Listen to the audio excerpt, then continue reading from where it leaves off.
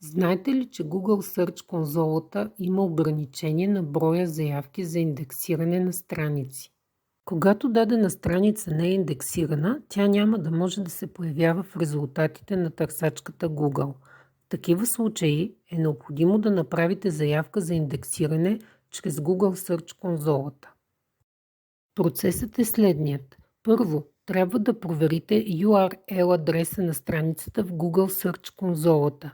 Ако системата ви покаже съобщение, страницата не е индексирана и съответно не може да се показва в Google, това означава, че тя не е включена в индекса на Google. Второ, след като видите това съобщение, имате възможност да подадете заявка за индексиране на страницата. Важно е да знаете, че може да заявите индексиране на до 10 страници на ден.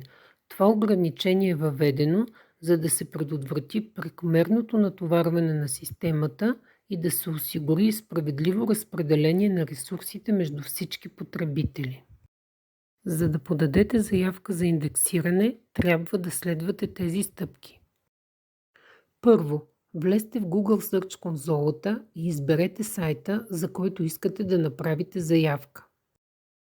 Второ, в полето за проверка на URL адрес въведете URL на страницата, която искате да бъде индексирана.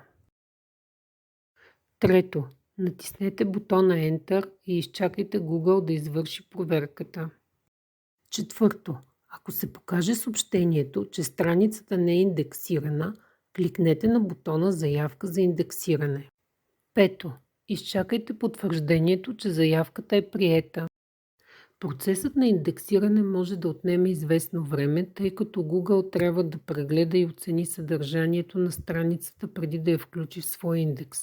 Затова е препоръчително да проверите страницата след няколко дни, за да видите дали вече е индексирана. Съблюдаването на този процес е важно за гарантиране на видимостта на вашите страници в търсачката и за подобряване на вашата SEO стратегия.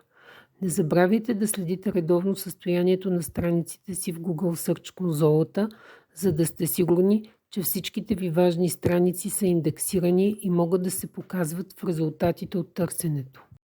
Ако видеото ви е полезно, може да го харесате и да се абонирате за канала.